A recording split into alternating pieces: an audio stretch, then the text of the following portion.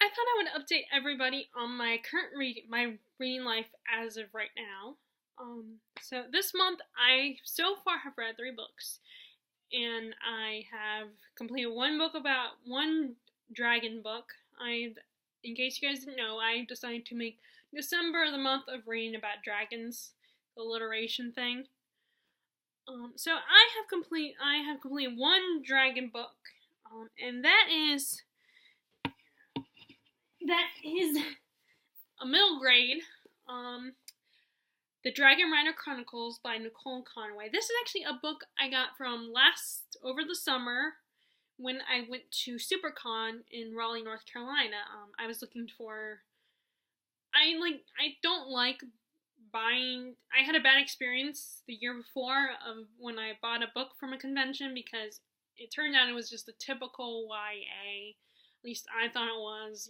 The only difference was we were dealing with angels and demons. The girl was like part angel, and then she falls in love with a demon, and it's all that typical YA romance stuff. So I was looking for something different, and then these caught my eye. And even though I told myself I would not buy anything from a book from a con, because that's not why you're here. You're here to meet actors and buy a bunch of stuff for all the fandoms you love when you go to conventions, and to dress up, of course. If you want to, you don't have to dress up, but I like dressing up. It's fun because I always have loved Halloween, and it's my other time during the year where I get to dress up. But I saw this, and I saw these books about dragons, and I was looking for something new to read about in the fantasy department, and I decided I'm kind of interested in. I've been interested in dragons. And, my friend did try to stop me, but this was a pretty good deal because I actually have the whole series, all 4 books in the series, and I got another book out of the deal too. So it was hard for me to resist.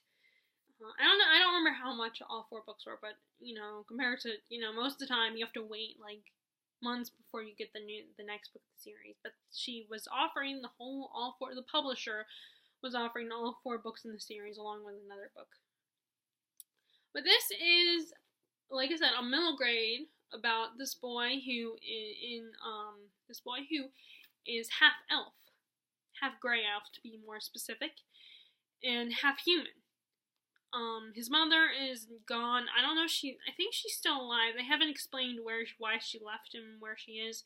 Probably went back to go live with the elves or something. So as of right now, it looks like she unfortunately abandoned him and has. But there was probably a perfectly good reason. There usually is. So he's forced to live with the man who is believed to be his biological father.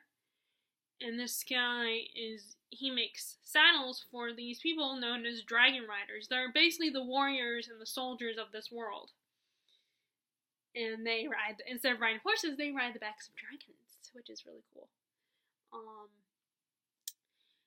And Javid, that's the boy's name. His biological father, and his biological father's human family does not like Javid. They treat him like crap. It's kind of like how the Dursleys are to Harry, except for it's his actual father, which is even worse.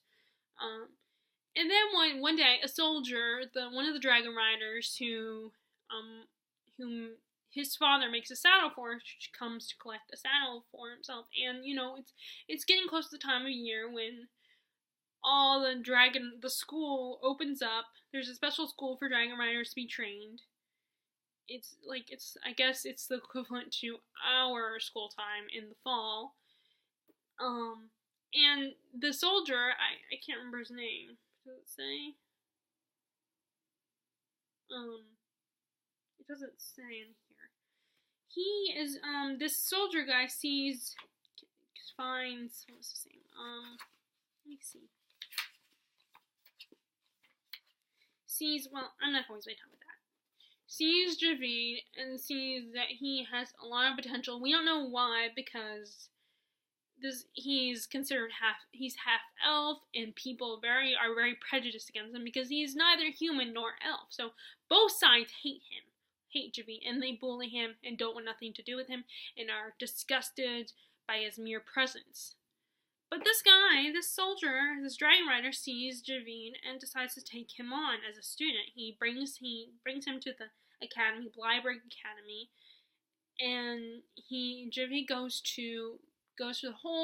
becomes a student there, and he's no longer the responsibility of his biological father anymore.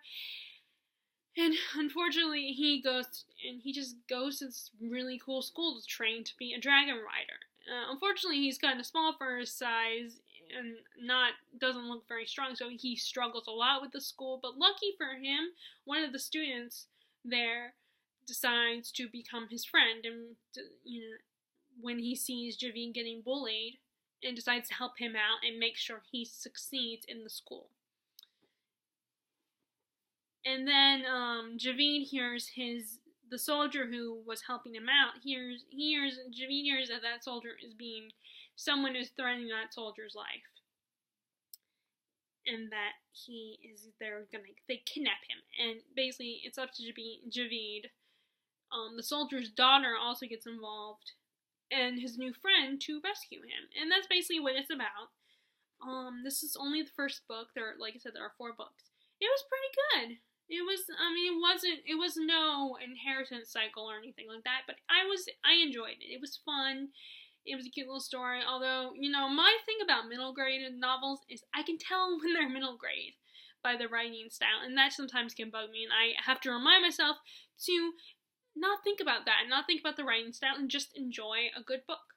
Because this was good. It was fun. I did give it 3 stars, but it was fun, and I enjoyed it very much, and I want to continue. I'm going to read the other 4 books since I have them.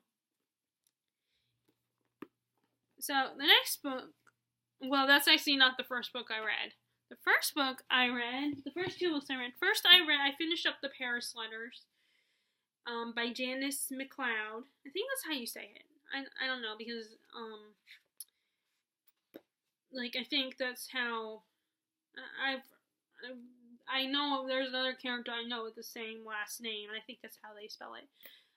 It's a memoir. I didn't actually know it was a memoir. I thought it was fiction, but I just realized it was actually based on it's an actual memoir about this woman who, she all of a sudden gets fed up with her life and her job and decides this is not the life that she's meant to live.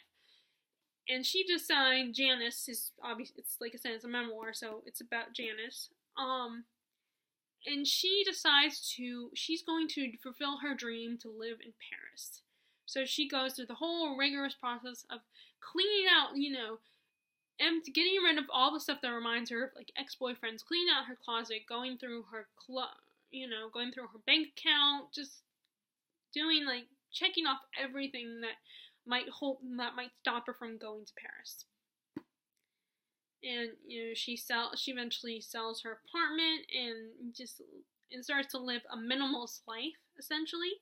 And she even starts her own blog about this. So I believe there's a blog out there about her experiences. And goes to Paris. She, first of all just does the traditional touring thing, and, goes to all the major tourist attractions, and she goes to Scotland and England and Rome as well. And she even has a delightful little romance with I think he's a butcher. What's his name? Christoph. Unfortunately, with them, he can't speak a word of English, so there's a little bit of communication, but it actually makes the relationship a whole lot easier. She dates him, and then she ends up marrying him eventually. Spoiler alert. And she also becomes, she wants to create art, but instead of struggling with trying to come up with something to paint or draw, she decides to do these letters, these painted letters. She gets inspired by another artist who was communicating with his lover and writing her these letters, but on the letters he would paint images on them. So it was kind of like a postcard. And so she decided to do that, and she decided to sell them. And that's what it's about. I enjoyed this. It was very fast paced. It was like someone reminded me, point out I didn't think about this, but it's very much written like a blog. Like the chapters are really short. And it's just basically her describing and explaining all the things that she did, um, the whole process she went through to finally get to Paris to be able to live there. I really enjoyed it. I mean, I don't think it's everybody's cup of tea. It's like if you like the idea of self-discovery and traveling and living in Europe and you love Europe, then you would probably enjoy this. I mean, I could be wrong. But it's a very, like I said, it's an easy read because it's kind of like, it has chapters, but it's kind of like blogs. It's basically like taking the blog and turning it into, a novel. Like taking them and turning the blog entries into chapters and then putting together like a novel. But it was fun, and I love reading books about people discovering themselves in France. And I think that's partly because I've always wanted to do that myself. Unfortunately, with all my issues and not being able to be independent, it's kind of hard for me to do that. So I live vicariously through books like this. And it was very fun, and it's kind of also informative if you ever want to do something like this one day, even if it's not going to Paris, or just you want to clean out your life and change your life. Not necessarily that you want to travel to Europe but if you want to live like a minimalist lifestyle, this could definitely really help and is a bit informative. Although, when I was looking up the reviews after I read it on Goodreads, some people criticized that they didn't, that her method for like her financial methods weren't realistic. Now, I'm not very good with finances. I don't understand money, or I am horrible in math. I mean, even in college, I took the lowest math class that didn't count for credits. Before I finally got to go to be in a class that counted for credit. And even then, even when I got in that class, I still had to get tutoring. Finally, I don't know why my parents didn't push it. I never got tutoring like I should have when I was all throughout my schooling. Although I definitely was a stubborn kid about that. Like, even if I don't, as much as I hated doing math, I always felt the need to make sure I got what needed to be done so I wouldn't have to worry about it later. Because if I neglected and saved it for later, then it would be there. It would be this ugly thing that would still be waiting for me to do. And I always would do more than I needed to. I mean, or at least that's what my parents told me. Although I always thought that they kind of had to push me to do that, but maybe once they pushed me and they, showed it to me, I would always push myself. But anyway, this was fun. I really enjoyed it. I think I gave it like 4 stars, maybe 5 on Goodreads. I don't know. I can't remember. And then after that, I read. Actually, I can look. Let me see. This is my bullet journal. I started one earlier this year. Let's see. What did I put on here? The Paris letters. I give it 5 stars. Okay, so oh, well, actually, no, it's not a November read. It was a November read, not a December read. So I did only read 2 books so far. But I'm hoping to.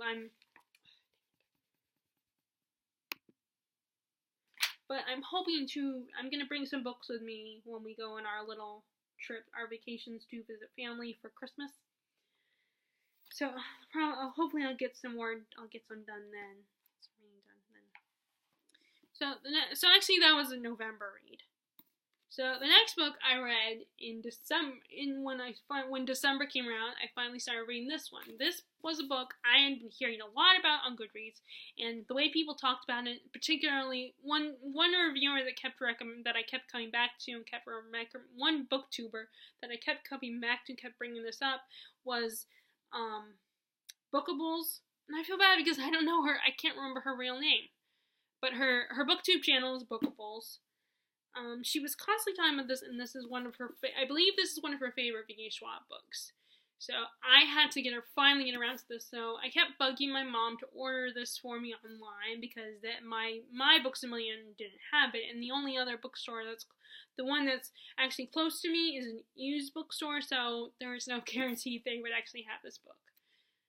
I mean, the library might have had it, but I'm the type of person who likes to actually own my books, especially if it's a book that I really need to fall in love with. I mean, if it's a book that I'm like, I'm interested, but I don't know if I'm gonna like it. But people got me really excited about this book, including booktuber Bookables. So, and I did read her the first book in her Shades of Magic trilogy, The Darker Shade of Magic. And I really love that. So my mom finally ordered this for me one time when I was out of town. She finally, she actually, she was the one that was out of town. She was visiting my sister, helping her out, take care of her boys. And she finally ordered this for me. Although I thought it was the hardback edition, which I was kind of excited about, but I am still happy to have the paperback edition. And that doesn't matter really in the end. I like it, and I do get excited when I get hardbacks, but that's okay though. So I read this. Finally got around to reading it, and I just loved it. It was great. I'm sure everybody and their mother knows what this book is about, but I'm gonna remind you. So this is about Victor and Eli. It goes back and forth between their present lives and the past when they were still friends, because they are enemies in the present. There are these two college in the beginning in the past they were these two college roommates, and Eli becomes they're working on a thesis and for one of their classes, and Eli becomes obsessed with the idea of EOs, which are extraordinaries, or people with magic, people with supernatural power, powers, special abilities, think like X-Men types. And Victor, who is a little competitive with Eli, gets very jealous. He's especially jealous because when Eli is dating Angie, who Victor was first dating, and I think it's a mixture of being, I think it's more about not necessarily that he had feelings for Angie, but it was more like, oh, of course Victor got her. I mean, of course Eli has her now, and he's Mr. Perfect.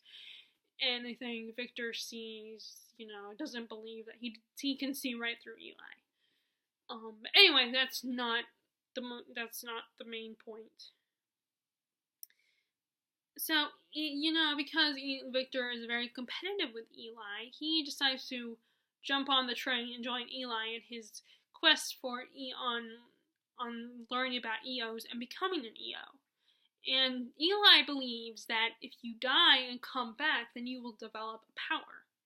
So they decide to, being dumb boys that they are, decide to test that theory. Victor goes first, but it fails. He just gets himself killed, but he is brought back. But Eli's attempt works, and he develops the ability to heal himself. So he's kind of like Wolverine. And Victor getting all jealous and keeps wanting to try again, and finally he's able to get away without Eli's help, because Eli keeps trying to stop him. Was like, it's too dangerous, you're not ready, and blah blah blah. Of course, sometimes you gotta wonder if maybe Eli doesn't want him to do it and maybe that's because I was reading from Victor's perspective, but it seems like maybe Eli doesn't want him to do it because he likes being the special one. He likes being the one with the power, and that Victor isn't. And, you see how and Victor talks about how Eli gets obsessed with this ability to heal himself. So, with the help of Eli's girlfriend, Angie, Victor goes through the process again. But the result of that is he gets Angie killed. But he does end up developing the ability he cannot feel pain, but he can absorb pain, and he can force you to feel it. And so Eli's, all upset because Victor's experiment resulted in the death of Angie. Sees Victor as a monster. He sees him as a demon, and he sells him out to the police. And there's actually an agency in the police of people that investigate EOs. These people with extraordinary abilities. So it's kind of like Men in Black or X-Files kind of situation. And so Eli decides, he believes his power is God-given. He believes he believes that he has a right to this power, and there's nothing wrong with him. He doesn't see himself as evil, but he sees everyone else that has these extra abilities as evil and demons, that they all need to die, and that there's something that when you have the near-death experience and develop this power, the trade-off is you lose a part of yourself. And so he goes on this hunting spree to kill all the other EOs. And meanwhile, Victor is in jail for the death of Angie. And then he spends his whole life trying to find a way to get revenge and to get out of prison. And he meets this guy, Mitch, Mitch is not an actual EO, but he's a hacker. But the funny thing is, he doesn't look like that. He looks like a tough guy, tough, scary, intimidating, a big guy. So he doesn't, but he's actually just a computer hacker. And Victor uses Mitch to get out of prison, and they go on this hunting spree. And then while they're driving along through town, they find this little girl, this young girl who's like 12 or something, on the road, and she turns out to also be an EO. Her name is Sydney, and she has the power to bring back the dead. And somewhere out there, and it turns out that Sydney and her older sister Serena, who also has abilities, she has the ability to control people's wills. They met Eli, and Serena told Eli, Serena was taken with Eli and everything, and decides to help him when she forces him to tell her what he's doing and everything, why he's gonna kill her and all that, because she's one of his targets. And she offers to help him and starts controlling him, controlling his will and everything. And she unfortunately tells him about her sister Sydney, and that that she has the power to, and that she can bring people back from the dead. And he decides to kill Sydney, but Sydney gets away. So it's been 10 years since Victor and Eli were in college together. And Victor decides to use Sydney as well as Mitch to track down Eli. And Eli is using Serena to track down all the other EOs. And Serena is able to control the police, control their wills, to make them think that Eli is a hero and he's saving the world from all the evil people. And that's basically what it's about, which, I'm sorry, I'm really bad at summaries, but I try to tell people, I try to give sum up above, but I end up giving away probably a little too much information, probably some unnecessary information. But I really love this book. I enjoyed it. It was so fun, and I like superhero movies, but I don't read comic books. I mean, I have a few. But not even the superhero. Well, except for I have the Sirens of Gotham. I have that one, which is about Selena Kyle, Poison Ivy, and Harley Quinn, and they're about their adventures as a team and everything. But I don't read a lot of comics, but this is kind of like a comic, except for it's a book, of course, and but it really looks at good and evil and stuff, and what is considered evil, and you really don't know between these guys who is the villain. Although I think it's clear, at least to me, it's pretty clear that Eli is more of a villain than Victor is. Victor's no saint, of course, but Eli is a hypocrite, and he's killing people, because he sees himself as right. Yes? Okay, I'll be done in a little bit. He sees himself as a good guy, and in the result of killing people because he sees them as bad guys. And they're not. They're innocent people who had this near-death experience. They didn't even force themselves. They didn't do it on purpose like Victor and Eli did. they just had this near-death experience and developed these powers. Like Serena and Sydney, they were on this lake that was iced over. They were having a picnic, and the ice breaks on them, and they both fall in and have this near-death experience and develop these powers. They had no control over it. I mean, even Serena herself does not really wishes that she didn't have this power, but it becomes an addiction for her. And Sydney is probably the most innocent out of all the characters, because even Mitch, he's a hacker. But he doesn't like, and Sydney tries not to use her powers for, to do for selfish reasons, except, the closest to selfish is that she did is when she wanted to find out if she really legitimately had this power. So when she was in the hospital, she brought back a patient.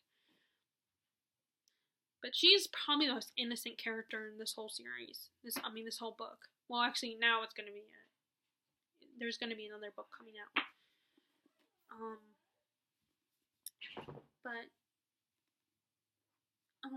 So like I said, Eli is probably really the true villain of the piece, because he does the very thing that makes a good villain.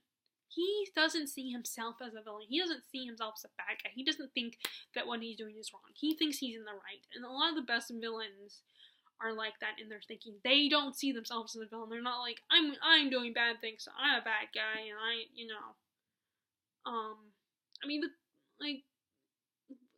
although, I think the villains in, the Batman comics are really good, too, and are awesome, but I think they pretty much know that they're considered bad guys. But, they're still really awesome, but most good villains don't see themselves as villains. And that's how Eli is. He does not see himself as a bad guy. But this was really good. The chapters were really short. It didn't take me long to get. You will zoom right through this. But I definitely, if you are a fan of her Shades of Magic, her writing style, then I think you should check this out. But only if you like the superhero storyline, because this is kind of the superhero storyline. But it's a little more complex than the traditional superhero storyline. Although, since Superman days, superhero stories have been, a lot more complex now. Like, Batman, he's not entirely Mr. Self-Righteous like Superman is. And the same thing with Deadpool, which I still have not seen that movie, but I will see that. If I can get my dad to get it from Redbox. So that's what I've read so far this year. So far this month. I am currently reading another dragon book called In the Shadow of the Dragon King, which is also a book series. So far, what it's about is these two boys. There's this evil dragon has attacked this medieval type world, this town. And one of the boys who is a squire wants to help save the people. Unfortunately, in the process of when this evil dragon attacks the town, his best friend gets killed. And then there's this, he and his best friend, before the attack happens, and heard about this mysterious paladin, this force of good who's supposed to protect them from the dragon. And it turns out that the paladin is this young boy who's the same age as the other one, as the boy from this world. Eric is the one from this world, and then the other boy is David, the paladin. And he's from a world a lot like ours. But it turns out his parents sent him to our world to be protected. And now he's being summoned to save these people. And at the same time, he's kind of struggling because he's in love with his female best friend Charlotte, but he doesn't want to ruin that relationship. Because, it's so typical, we're best friends, and I don't want our friendship to be ruined, because what if we don't work out in the end? And that's what I've read so far about this. As you can see, I didn't get very far, but I do want to bring this book with me when I go for my visits to visit family during Christmas. which will be coming up soon. By this weekend, I will be going up there. I will be going up to visit family, and then I will be, so I'm going to definitely bring this with me and continue. I'm going to read as much as I can, though, before then. So this is, like I said, I've been wanting to read more books about dragons, and this is a series, too. The next book came out not that long ago, I don't know when, so I'm gonna definitely get that book at some point. It might be one I order online, because I don't know if it will actually be in the stores, because I think this is an independent publishing company. I'm also going to continue with Cinder, from my reread of the Lunar Chronicles, and I'm currently in the middle of reading Cinder. Basically, Cinder it's at the point where they've discovered that Cinder is immune to Limmotinus. I don't know, I can never know how to say it. And that the Emperor has just died, so Kai is now the Emperor of of Asia. And the Lunar Queen who wants to marry Kai is Cinder finds out that she's coming to visit, and the doctor who's kind of running the whole program that will figure out what the cure for this disease, tells her that the Queen cannot find out about Cinder's existence.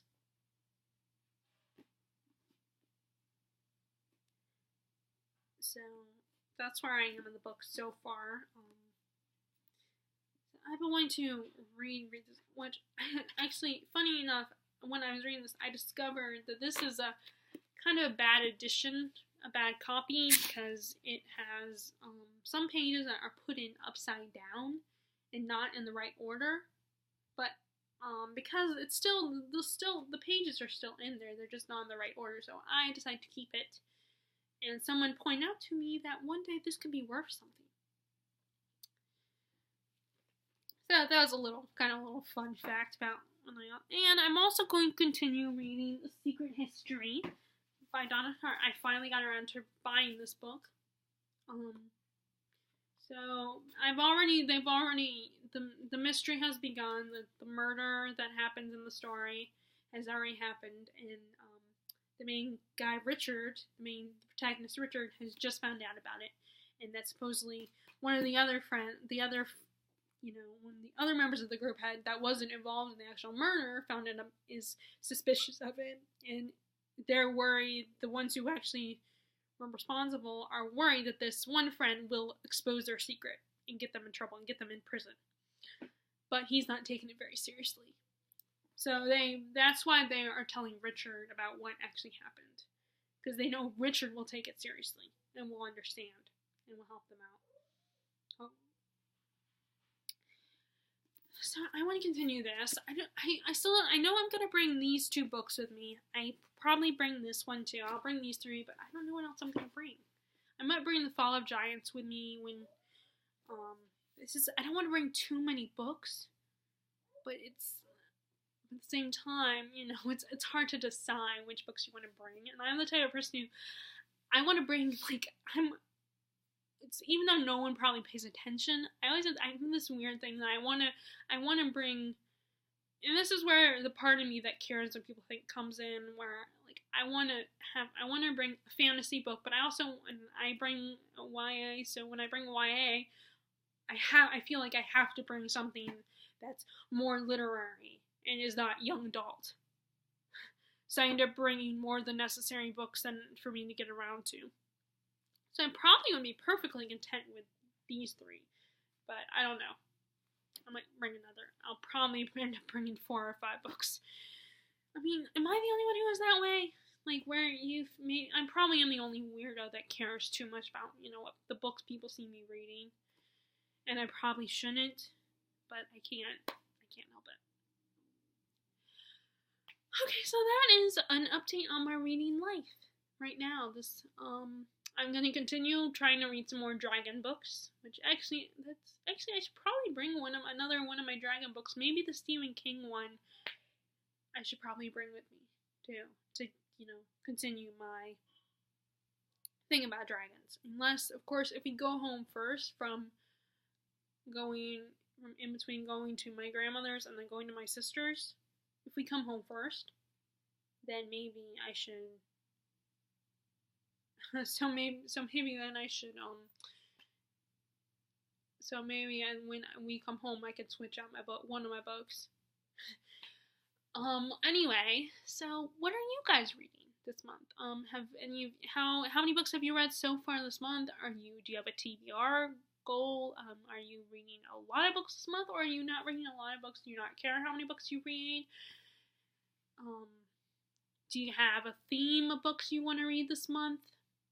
Are you reading Christmas books, or are you like me and not necessarily reading Christmas books, but you are reading a specific set of books, or do you not care at all? You're just reading whatever you're in the mood for. All right. Thank you guys for listening, and I will talk to you later. All right. Bye.